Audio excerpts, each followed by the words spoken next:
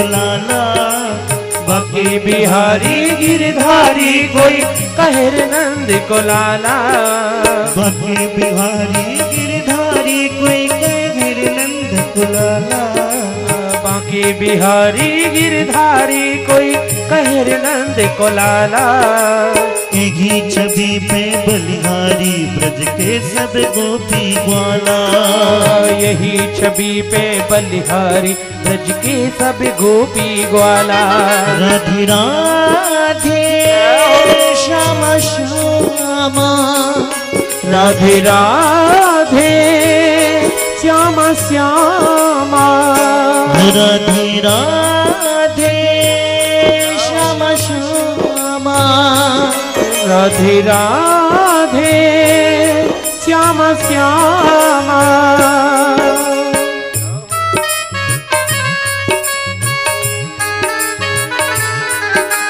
श्री राधे।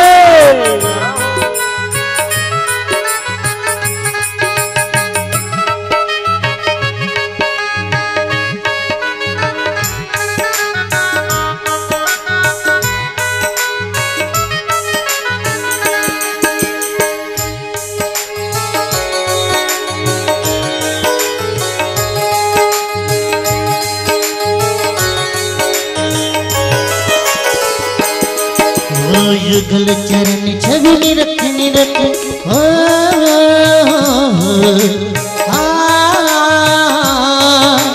युगल चरण छवि निरख निरख निज जीवन सफल बनाओ। युगल चरण छवि निरख निरख निज जीवन सफल बनाओ। वृंदावन की कुंज राधे राधे गाओ। वृंदावन के पावन गलियों में राधे राधे गाओ। राधे राधे श्यामा श्यामा। राधे राधे श्यामा श्यामा। ओ वृंदावन की कुंज गलियों में राधे राधे गाओ। वृंदावन की कुंज गलियों में राधे राधे गाओ।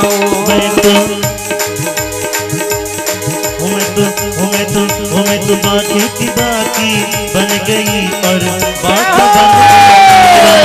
मैं तो बाकी की बाकी बन गई और बाका बन गया मेरा। छलिया की रसिया की सजना की सैया की छलिया की रसिया की सजना की सैया। छलिया की रसिया की सजना की सैया की छलिया की रसिया की सजना की सैया। मैं तो बाकी की बाकी बन गया मेरा। मैं तो बाकी की बाकी बन गई और बाका बन गया मेरा।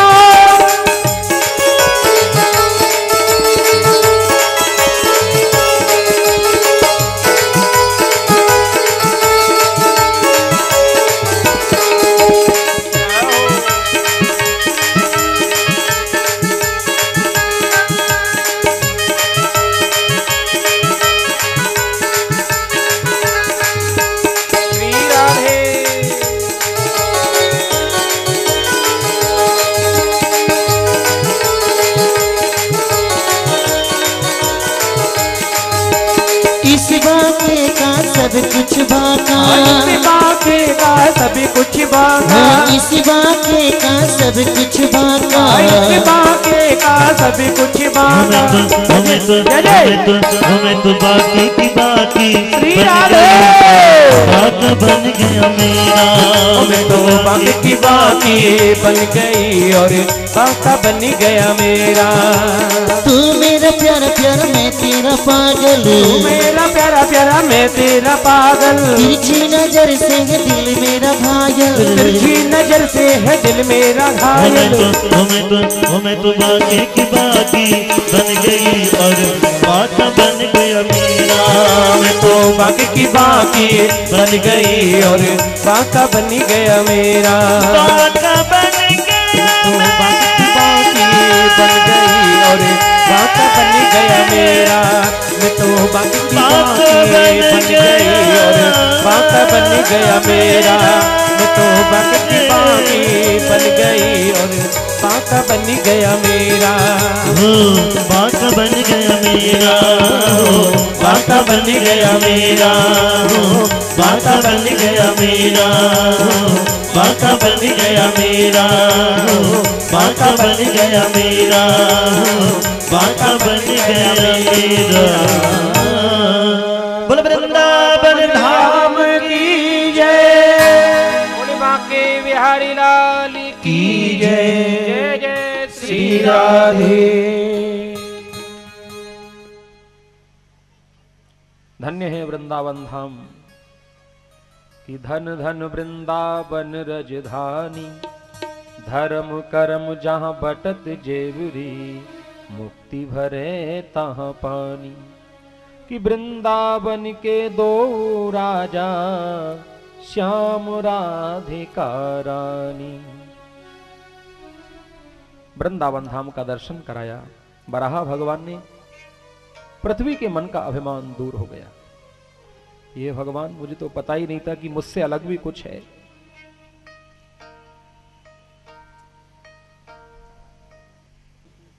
जल के ऊपर स्थापित करने लगे। अब महाराज पृथ्वी को साधे कौन, आधार कौन बने? कोई तैयार ना हो कि महाराज हमारे बस की बात नहीं है पृथ्वी को रोकना। अंत में शेषनाग जी को तैयार किया। पर शेषनाग जी ने भी पूछा, प्रभु एक बात बताओ, कब तक धारण करना है? कोई निश्चित समय तो बता दो, 1 साल 2 साल 5 साल, कब तक रोकना है? तो प्रभु ने आदेश किया, शेषनाग आप अपने 1000 फनों से मेरे नामों का उच्चारण करना, और जिस दिन मेरे नामों का अंत हो जाए तब तक पृथ्वी को धारण करना है। कहते हैं शेषनाग जी तब से आज तक प्रभु का नाम लेते आ रहे हैं, पर प्रभु के नामों का कोई अंत नहीं। बोलिए बारहा भगवान की जय। आज पृथ्वी की स्थापना हुई। स्वयंभव मनु महाराज ने सृष्टि कार्य आरंभ किया। 2 पुत्र हुए, प्रियव्रत उत्तानपाद। 3 कन्याओं का जन्म हुआ, आकुति, देवहूति और प्रसूति।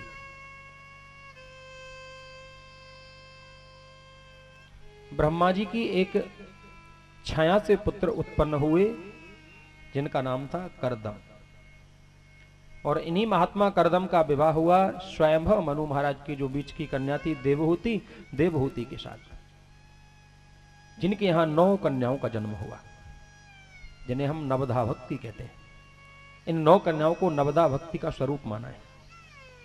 जो अनसुईया हैं, अरुंधति हैं, पूर्णिमा, ऐसी 9 गुणवती कन्याओं को जन्म दिया। और 9 कन्याओं के बाद में 10वीं संतान के रूप में महात्मा करदम के यहाँ स्वयं भगवान कपिल का प्राकट्य हुआ। बोलिए कपिल भगवान की जय। ये सांख्य शास्त्र के प्रवर्तक हैं महात्मा कपिल। सांख्य शास्त्र लुप्त प्राय हो गया था, इसलिए भगवान कपिल अवतरित होकर के आए। इधर ब्रह्मा जी भी आए 9 ऋषियों को लेकर, और महात्मा करदम ने अपनी 9 कन्याओं का विवाह उन ऋषियों के साथ किया। भगवान कपिल का दर्शन किया, चले गए वन में। इधर आज माता देवहूति ने भगवान कपिल के चरणों में प्रणाम किया। अब एक मां अपने बेटे को प्रणाम कर रही है। ध्यान दें, क्योंकि मां जानती थी कि ये साक्षात भगवान है। आज भगवान कपिल के चरणों में प्रणाम किया मां देवहूति ने, और विविध प्रश्न भगवान कपिल से करती हैं, प्रकृति और पुरुष के विषय में पूछती हैं। ये सांख्य शास्त्र थोड़ा बहुत कठिन है, साधारण सा से ये समझ में नहीं आता, क्योंकि इसमें प्रकृति और पुरुष का वर्णन हुआ है। महातत्व आदि, पंच तन्मात्राएं आदि, इन सब का वर्णन है, तो ये साधारण सा से समझ में नहीं आ पाती। पर भगवान कपिल ने जो मां देवहूति को उपदेश किया है, बड़ा ही संक्षिप्त में इस प्रसंगों में कहूंगा कि उसमें बार बार मां देवहूति को यह संबोधन किया है कि मां तीव्रेण भक्ति योगेना मनोमय्यर्पितम स्थिरम। भगवान कपिल कह रहे हैं मां तुम भक्ति करो, और कौन सी भक्ति करो? बोले तीव्रेण। बोले मां साधारण नहीं, तीव्र भक्ति करो। और 1 बार नहीं, 2 बार नहीं, 3-4 बार कहा है जब भी कहा है माँ भक्ति करो, तो भक्ति केवल भक्ति नहीं कहा, भक्ति के साथ तीव्र शब्द लगाया है कि माँ भक्ति तो करो, लेकिन भक्ति योगेन तीव्रेण विरक्त्या च नयेद वशम, माँ तीव्र भक्ति करो। तो ये तीव्र भक्ति का स्वरूप क्या है? देखिए, एक बात को वक्ता बार बार कह रहा हो तो समझो वक्ता का उस विषय के ऊपर ज्यादा जोर है जिसको बार बार दोहराए। तो भगवान कपिल बार बार यही दोहरा रहे कि मां भक्ति करो, लेकिन तीव्र भक्ति करो। भक्ति कहते हैं तड़फन को। क्या? तड़फन। घर से पुत्र निकलकर चला जाए, कहीं ना मिले, तो पिता के मन में उस पुत्र को पाने के लिए कितनी तड़फन होती है। उसका बल दिल फटता नहीं है, इतना तड़पता है अंदर से। बस यही तड़फन, यही व्याकुलता, यही तीव्रता जब आ जाए तो उसी को तीव्र कहते हैं। पूज्य श्री करपात्री जी महाराज थे, जो हमारे दादा गुरु जी, और उनसे किसी ने पूछा कि महाराज भगवान कब मिलते, कोई समय है? तो बोले भाई कोई समय नहीं, एक कल्प निकल जाए, दो कल्प निकल जाए, महाराज कल्पों निकल जाए, युग निकल जाए, कोई पता नहीं। कल्पों निकल जाए, युग निकल जाए, लेकिन भगवान नहीं मिलते। पर हां, यदि भक्ति तीव्र है, व्याकुलता है, तड़फन है, तो बोले कल्प का उल्टा कर दो, पलक। कल्प का उल्टा पलक। यदि तीव्रता, व्याकुलता, तड़फन आ जाए तो बोले कहां तो भगवान कल्पों निकल जाए फिर भी नहीं मिलते, और तीव्रता आ जाए तो कहते पलक झपकने में देर हो सकती है, भगवान के मिलने में देर नहीं होती।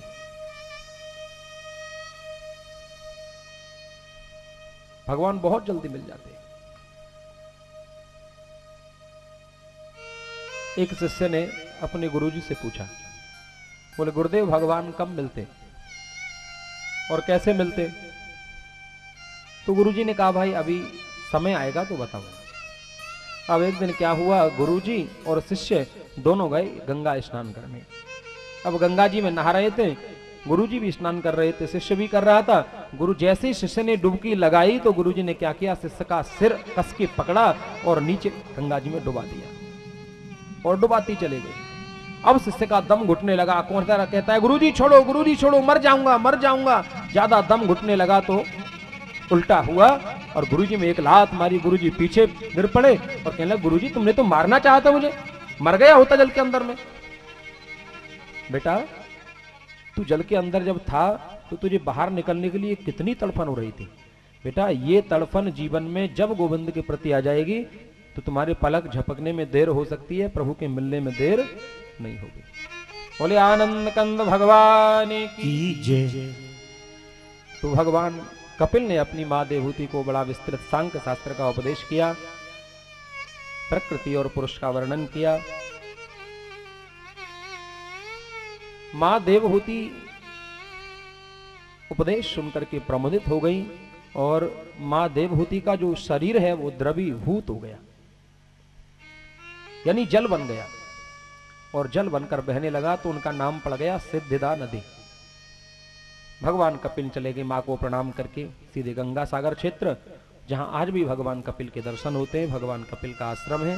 बोलिए कपिल भगवान की जय। कहते हैं माता देवहूति का वंश इससे आगे नहीं चला। अब दो बहनें और हैं, आकुति और प्रसूति। आकुति का विवाह हुआ रुचि प्रजापति के साथ, साक्षात यज्ञ नारायण भगवान का प्राकट्य हुआ। बोले यज्ञ नारायण भगवान की जय। और जो तीसरी कन्या है प्रसूति, आकुति, देवहूति और प्रसूति। कहते राजन प्रसूति का विवाह दक्ष प्रजापति के साथ हुआ और इन्हीं दक्ष के यहां महारानी सती का प्रादुर्भाव हुआ। पर दक्ष जो है भगवान शिव से बड़ा द्वेष रखता है। एक बार बड़े बड़े प्रजापतियों की सभा लगी थी, दक्ष आया, भगवान शिव बैठे हुए थे, तो भगवान शिव तो है ही, थोड़ी भांग खा रखी थी, मस्त बैठे थे, भगवान राम का ध्यान चल रहा था। उनको क्या मतलब कौन दक्ष आया है, क्या हो रहा है। लेकिन दक्ष को ऐसा लगा कि मेरा दामाद सब लोग मेरा सम्मान कर रहे हैं, लेकिन मेरा दामाद मुझे देखकर ना तो खड़ा हुआ, ना कोई शब्द बोला, ना मेरा सम्मान किया। तो उस दिन से ये दक्ष जो है भगवान शिव से द्वेष करने लगा, और द्वेषवश ही इसने भगवान शिव को नीचा दिखाने के लिए एक हरिद्वार में कनखल में एक बहुत बड़ा यज्ञ किया। उस यज्ञ में सभी देवी देवताओं को आमंत्रित किया, लेकिन भगवान शिव के लिए कोई निमंत्रण नहीं भेजा। फिर भी जब देवांगनाएं जा रही थी विमानों में बैठकर, महारानी सती की नजर पड़ी विमानों पर, और जब ये विदित हुआ कि मेरे पिताजी ने यज्ञ किया है, तो बेटी तो होती है भाई, पिताजी कोई सत्यनारायण की कथा भी कराएं तो बेटी का मन होता है कि मैं वहां जाऊं। अब महारानी सती के मन में भाव आया कि मुझे तो वहां जाना चाहिए। अब पिताजी इतना बड़ा यज्ञ करा रहे हैं, जाकर निवेदन किया भगवान शिव से, भगवान मेरे पिताजी यज्ञ कर रहे हैं और यज्ञ में हमें चलना चाहिए। भगवान शिव ने कहा, देवी जाना तो चाहिए, पर हमारे लिए कोई निमंत्रण ही नहीं आया। आज तक भगवान शिव ने मां सती को कुछ बताया नहीं कि हमारा और दक्ष का झगड़ा हो गया है, ये बात महारानी सती को नहीं बताई। पर आज जब महारानी सती ने चलने के लिए कहा, तो भगवान शिव ने वो सारी बात बताई कि देवी बात यह है कि आपके पिता दक्ष हमसे द्वेष करते हैं, इस प्रकार से हम में थोड़ा विवाद चल रहा है, और इस विवाद के कारण ही उन्होंने हमारे लिए कोई निमंत्रण भी नहीं भेजा है, और देखो बिना बुलाए किसी के यहां नहीं जाना चाहिए। महारानी सती ने कहा, भगवान ऐसा हो ही नहीं सकता, मेरे पिताजी यज्ञ करें और मेरे लिए निमंत्रण ना भेजें, महाराज मैं नहीं समझती। हो सकता है निमंत्रण भेजा होगा, आपके तो भूत प्रेत पिशाच बेताल घूमते रहते हैं, किसी भूत के हाथ में पड़ गया होगा, कहीं पटक दिया होगा। बोले देवी वास्तविकता यह है कि निमंत्रण भेजा नहीं। पर महारानी सती का भाव प्रभु ने देखा कि महारानी सती जाने के लिए बहुत उत्सुक है, तो कहा देवी देखो बिना बुलाए नहीं जाना चाहिए। महारानी सती ने कहा, भगवान जाना तो नहीं चाहिए, पर माता पिता के यहां और गुरुदेव के यहां तो बिना बुलाए भी जा सकते हैं। बोले माता पिता के यहां बिना बुलाए जा सकते हैं, कब? जब माता पिता हमारे प्रति भाव रखते हो। यदि उनके हृदय में हमारे प्रति कोई भाव ना हो तो वहां भी बिना बुलाए नहीं जाना चाहिए। केवल गुरु स्थान ऐसा है कि यहां सम्मान हो अपमान हो, चाहे वो ठोकरें खानी पड़े, चाहे गुरुदेव अपमान कर दें, आश्रम में जगह भी ना मिले बैठने के लिए, फिर भी जाओ, बिना बुलाए जाओ गुरु स्थान में। लेकिन महारानी सती जब नहीं मानी तो नंदी को आदेश किया, नंदी को भेजा, 10-5 गणों को साथ भेजा। अब नंदी पर बैठकर महारानी सती जाने लगी अपने पिता दक्ष के यज्ञ में। कि पिता भवन जब गई भवानी, पिता भवन जब गई भवानी, दक्ष त्रास काहू न सन्मानी, काहू न सन्मानी, सादर भले ही मेली एक माता, सादर भले ही मिली एक माता, भगनी मिली बहुत मुस्काता, भगनी मिली बहुत मुस्काता। आज महारानी सती जब अपने पिता के यहाँ यज्ञ में पहुंचती हैं, पिता भवन जब गई भवानी, दक्ष त्रास काहू न सन्मानी। सब जानते थे कि दक्ष भगवान शिव से द्वेष करता है, और यह भी सबको पता था कि भगवान शिव के लिए दक्ष ने कोई निमंत्रण नहीं दिया है। तो दक्ष त्रास काहू न सन्मानी, किसी ने सम्मान नहीं किया। अब एक नारी ससुराल में तो अपमान कुछ सहन कर सकती है, लेकिन अपने पियर में गांव में उसका पिता उससे ना बोले, पिता ने कोई सम्मान नहीं किया, सती से बोला भी नहीं, और बहनें तो हंसने लगी, देखो कोई निमंत्रण भी नहीं दिया और वैसे ही चली आई बिना बुलाए। लेकिन मां का हृदय एक ऐसा होता है कि चाहे दुनिया भूल जाए पर माँ अपने हृदय से अपने बेटी हो चाहे बेटा हो उनके प्यार को निकाल नहीं सकती। माँ की ममता जो है सादर भले ही मिली एक माता, एक माँ जरूर महारानी सती से मिली लेकिन और किसी ने सम्मान नहीं किया। महारानी सती समझ गई कि यहां मेरा बिल्कुल अपमान हो रहा है, लेकिन अपने अपमान को महारानी सती पी गई। जहां पहुंची यज्ञ मंडप में, यज्ञ मंडप में जाकर देखा कि जहां तक शिव का भाग दिया जाता है वो ईशान कोण खाली पड़ा है। भगवान शिव का उस यज्ञ में कोई भाग नहीं। अपने अपमान को सहन कर लिया, लेकिन महारानी सती अपने स्वामी के अपमान को सहन नहीं कर पाई।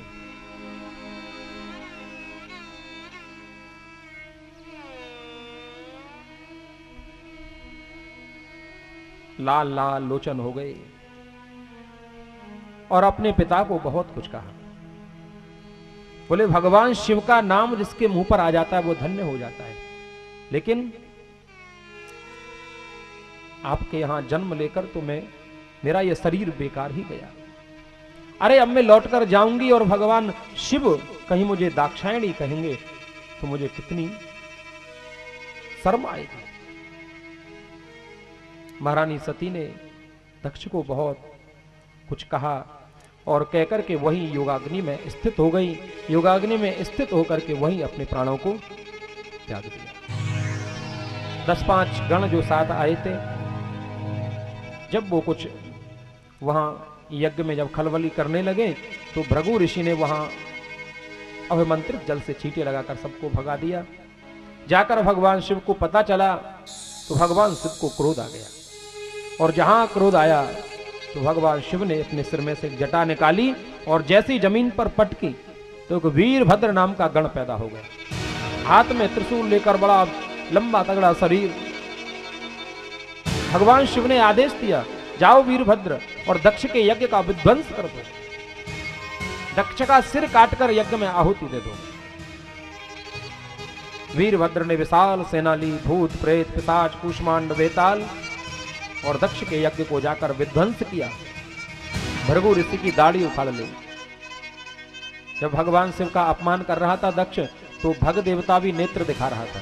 भग देवता के नेत्र फोड़ दिए। भृगु ऋषि दाढ़ी को पहना रहे थे तो भृगु ऋषि की दाढ़ी उखाड़ ली।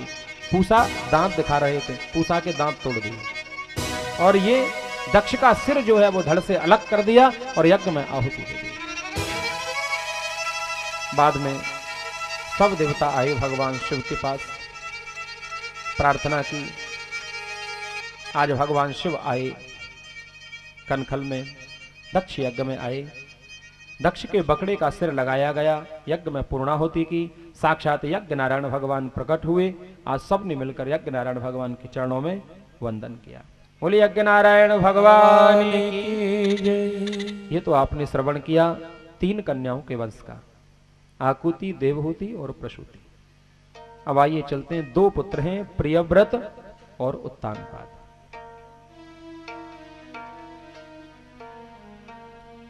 इन्हीं महाराज उत्तानपाद की पत्नी का नाम था सुनीति, और सुनीति के गर्भ से जिस बालक ने जन्म लिया उसी को हम ध्रुव कहते हैं। बोलिए ध्रुव जी महाराज की जय।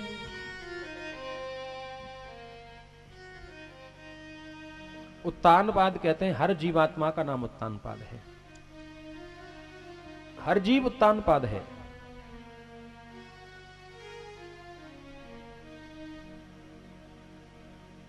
महाराज उत्तानपाद की पत्नी का नाम है सुनीति।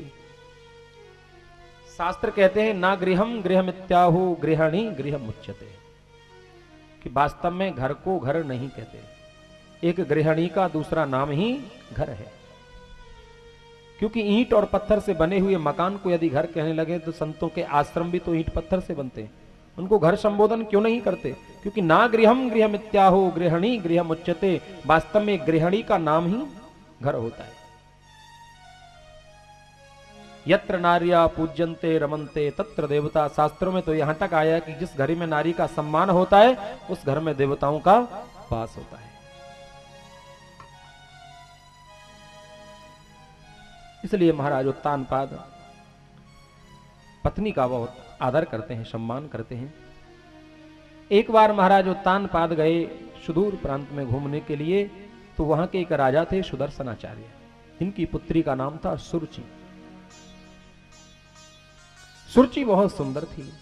महाराज उत्तानपाद ने देखा, सुरुचि के प्रति आकर्षण हुआ और सुरुचि के साथ में गांधर्व विधि से विवाह कर लिया। अब महाराज उत्तानपाद सुरुचि को लेकर आए अपनी राजधानी में। महल में जब प्रवेश करने लगे तो सामने खड़ी थी महल में सुनीति। जब सुनीति को देखा सुरुचि ने, देखते ही सुरुचि ने कहा, ये कौन है? बोले, देवी ये मेरी बड़ी पत्नी है सुनीति। बोले, सुनो, ये घर में रहेगी तो मैं इस घर में नहीं रह सकती। यदि ये घर में रहेगी तो मैं नहीं रह सकती, मैं रहूंगी तो ये नहीं रह सकती। या तो इसे निकालो या मैं जाती हूं।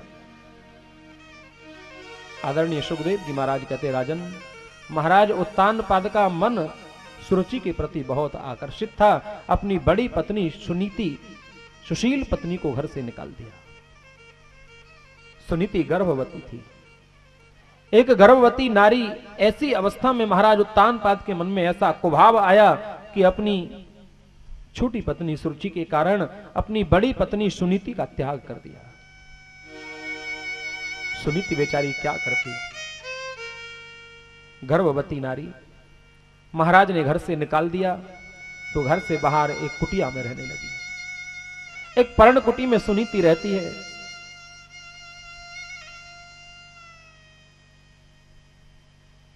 ऐसा वर्णन आता है कि महाराज उत्तानपाद वहीं उसके लिए जौ का आटा भेजते थे।